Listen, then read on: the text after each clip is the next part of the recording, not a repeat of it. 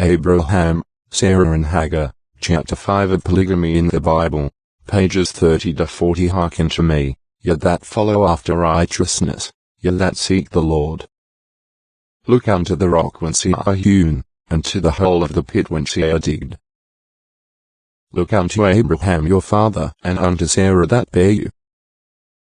Isaiah 51:2. The first mention of Abraham's wife, Sarah, states that she had no child, Genesis 11:30, which was considered a reproach upon a woman in those days. Not willing to allow her husband to fail in having a posterity, she was willing to relinquish their servant girl, Hagar, to become his wife and have the children.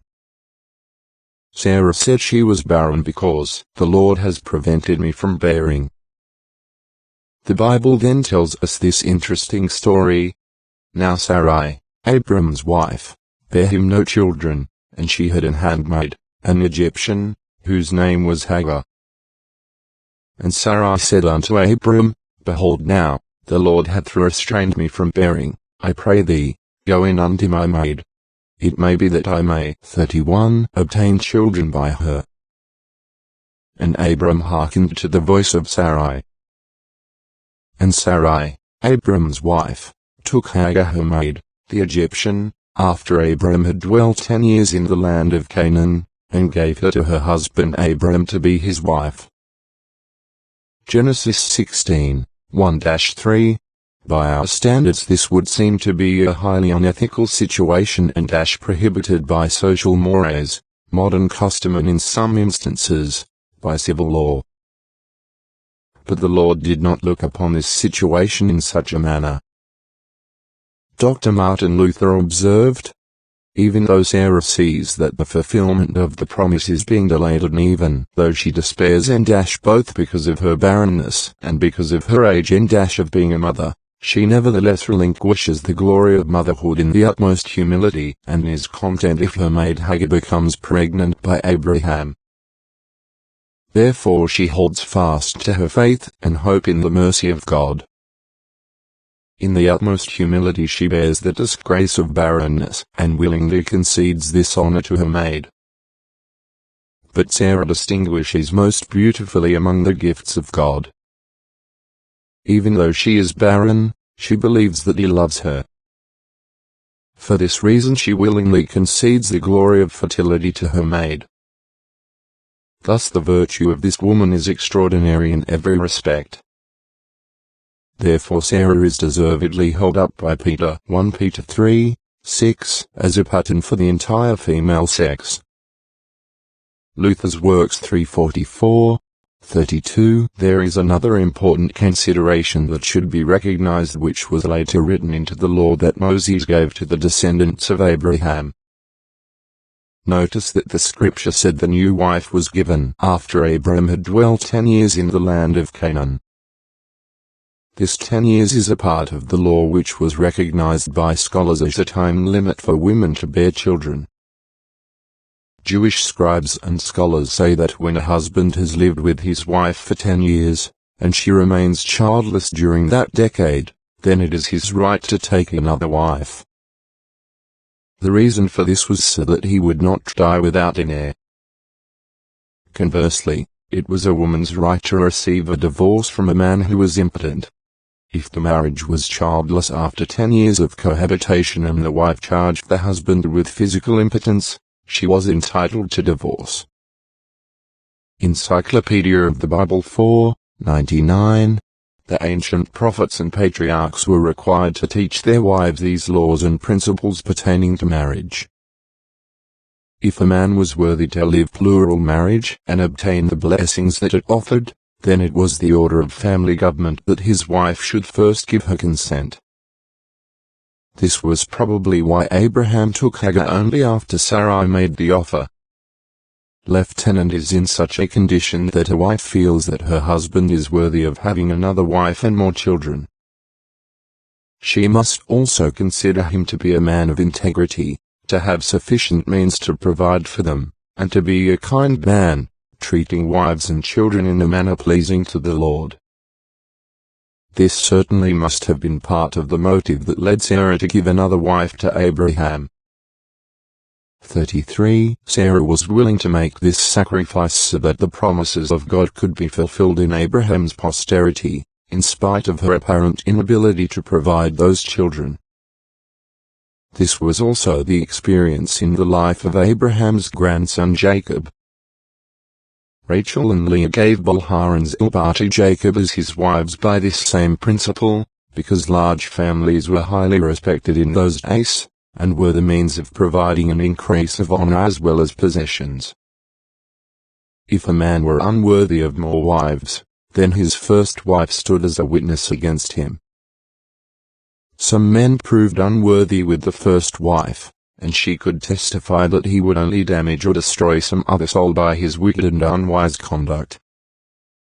His life was exposed as proof enough that he did not deserve any more wives or children.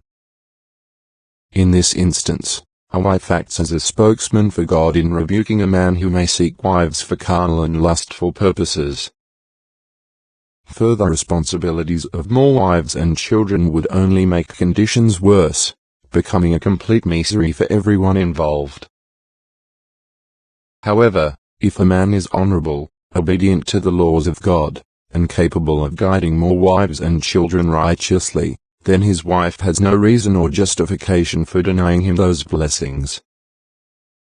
Instead, she becomes a helpmate for him in fulfilling those obligations of increase to their family. Another consideration should be made in regard to this part of biblical marriage rights. As a man increased in worthiness, he usually increased in his ability to teach and control his wives and children. Then as his family and dominions increased, the first wife notices that her importance and abilities would also increase. She learns that she has more freedom, 34, to do the things she is best suited for, rather than so many burdensome things that always needed to be done. One wife may find pleasure in sewing, another in cooking, another in spending time teaching children. Each finds more satisfaction in a plural situation than she did in taking care of all the necessities in a monogamous one. Marriage, not unlike a small business, grows to expand its capabilities and opportunities, resulting in more benefits to all who are a part of that order. Have you ever been to a family reunion with a man who had 6 or 8 or more children? Try to imagine what it would be like with an addition of 40 grandchildren and half again as many great-grandchildren. The sharing of stories, festivities and joys unlike any other get-together. The honor and respect that is paid to their grand patriarch is a tribute that is without parallel, when compared to the honors of the world. The family paternity is the most valuable possession of any man, and these ancients respected and yearned for it more than anything else. Today, in the United States, the average size family is 2.7. In their aging years, a small family has little else to comfort them because of their restricted and confined family size. The lifestyle of patriarchal or plural marriage was not against the law of God. Furthermore, when Moses received the law of God for the children of Israel, it was no different than the polygamous lifestyle of Abraham. Luther notes, and Moses has reason to continue to call Sarah Abram's wife, and Abram her 35 husband. He does so in order to show that Abram did not become an adulterer and that the earlier marriage of Sarah and Abram had not been dissolved by this new arrangement. Abram remains the chaste husband of his very chaste wife. He lies with Hagar only to prevent the promise of God from being obstructed. Luther's Works 346. Also we may note that the law code of Hammurabi made provisions that a slave wife or handmaid who bore a child to her owner did not take the place of the childless wife in the family household. The latter, however, had no right to dismiss the slave wife and her child. Zondervan's Encyclopedia of the Bible, 124. When the Lord told Abraham he would have a son, he laughed because he was so old. when Sarah was told that she would bear a son, she also laughed. But the Lord was not going to hold back any blessings from this polygamous family. Some have reasoned that the Lord prevented Sarah from having any children, because she would not accept the principle of plural marriage. After she consented to accept Hagar into the family, then the Lord blessed her with a child. We can only say that in monogamy she felt cursed as a barren wife. In polygamy she was blessed with children. Lieutenant cannot be said that Sarah was without fault or the passions of jealousy, and she cast out the handmaid from their home. However, an angel of the 36 Lord appeared to Hagar and gave her comfort and a promise. And the angel of the Lord found her by a fountain of water in the wilderness, by the fountain in the way to Shur. And he said, Hagar, Sarai's maid, whence camest thou? And whither wilt thou go? And she said, I flee from the face of my mistress Sarai. And the angel of the Lord said unto her, Return to thy mistress, and submit thyself under her hands. And the angel of the Lord said unto her, I will multiply thy seed exceedingly, that it shall not be numbered for multitude. And the angel of the Lord said unto her, Behold, thou art with child, and shalt bear a son, and shalt call his name Ishmael, because the Lord hath heard thy affliction. Genesis 16:7-11. If polygamy were a sin, God would not send an angel to comfort a woman who was living in it. Neither would he send her back into the house to keep on living such a crime. Neither would the angel give a promise from the Lord to bless her offspring and multiply thy seed exceedingly, and announce her pregnancy by the polygamist Abraham. The name of that son given by the angel was Ishmael, meaning God hears, not hardly the name to be given a child that was born in a sinful relationship. When a similar situation arose later and she and Ishmael were in the desert about to die of thirst, an angel of the Lord came again and told her where there was a spring of water. He further assured her that God was with her and that her children would become a great nation. 37. Abraham's life is written as an example for others to follow. He is unique, yet his obvious polygamy was with divine approval and cannot be dismissed. Abraham, whom God selected from among all the people of the earth to become the progenitor of our Savior, was a polygamist. Was there not one good monogamist, among all the earth's inhabitants, whom God could have selected for this exalted position? There must have been. But as God wanted to encourage polygamy, he selected a polygamist. Does God consider plurality of wives adultery? No. It was while Abraham was living with 2 wives, God changed his name, and gave him a more honorable one, and for the first time, promised that he should become the father of many nations, and that kings should come out of his loins, and established God's covenant with him. And while Abraham was living with 2 wives, God and his holy angels communed with him oftener, and talked with him more, and made him more great precious promises, than all the other men on the whole earth. If you doubt these facts, read the 17th and 18th chapters of Genesis. Abraham was never called the friend of God, until after he became a polygamist. Marriage, or, the Bible and Polygamy, Rev. Summers, 16-17. After Abraham died, the Lord said to his son, Isaac, who was born in polygamy, I will make thy seed to multiply as the 38 stars of heaven, and unto thy seed will I give all these countries. And in thy seed shall all the nations of the earth be blessed. Because that Abraham obeyed my voice, and kept my charge, my commandments, my statutes, and my laws. Genesis 26:4-5. The Lord said this about Abraham and a man who had 2 wives for about 19 years, and even added many more wives to his household. This shows that polygamy is not a sin in the eyes of God. Abraham is referred to, in both the Old and New Testaments, as the friend of God. No monogamist ever received that appellation from God.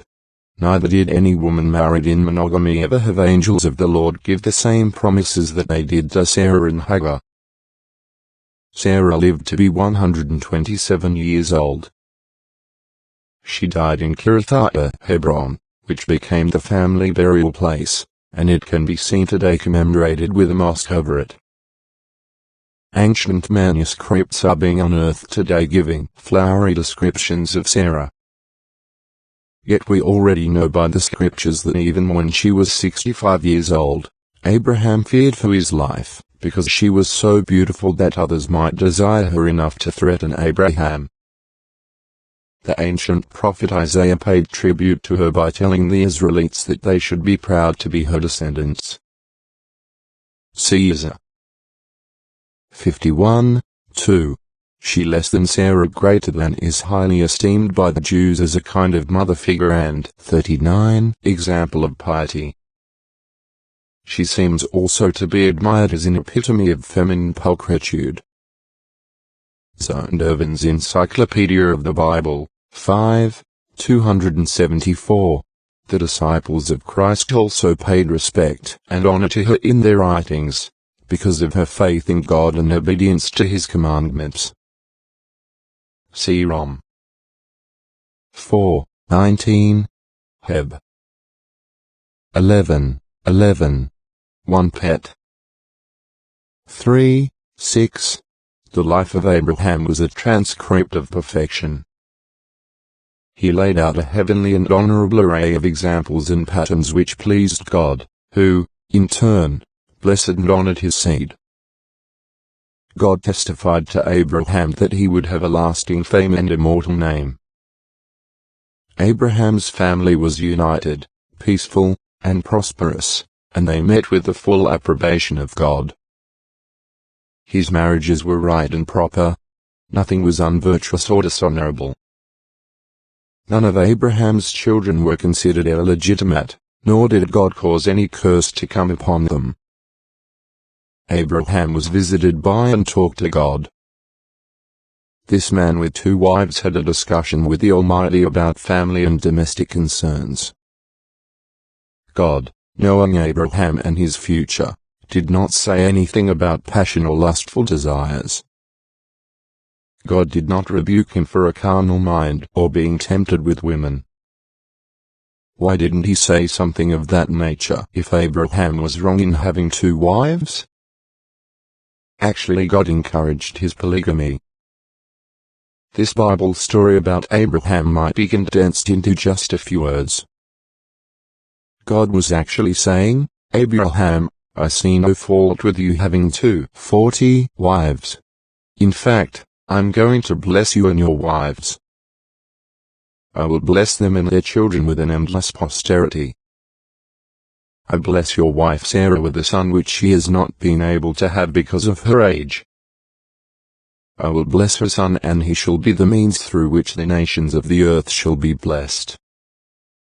Your wife Hagar shall be greatly blessed, and I will make her children become kings, potentates, and many nations shall be among her offspring. I shall assign an angel to watch over and care and comfort her. And you, Abraham, shall be blessed with children that shall be numbered as the sands upon the seashore. That is not the way God talks to sinners. The Christian world today will call Abraham a friend of God and the father of the faithful, but they refuse to accept his family lifestyle.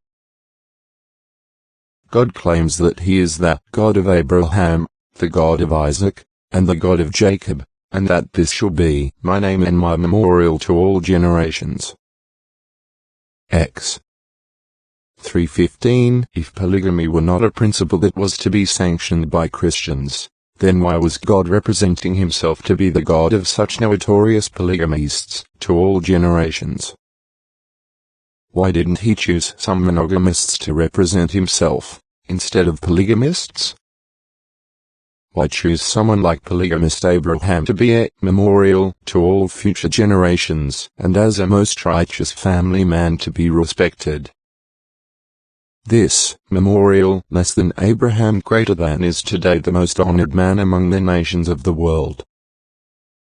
He is respected as a prophet, an obedient servant to God, and the father of a family of royal blood. This honor comes from Jews, Mohammedans and Christians, alike. What an honor for a polygamist. 41, Chapter 6, The Promises of Abraham.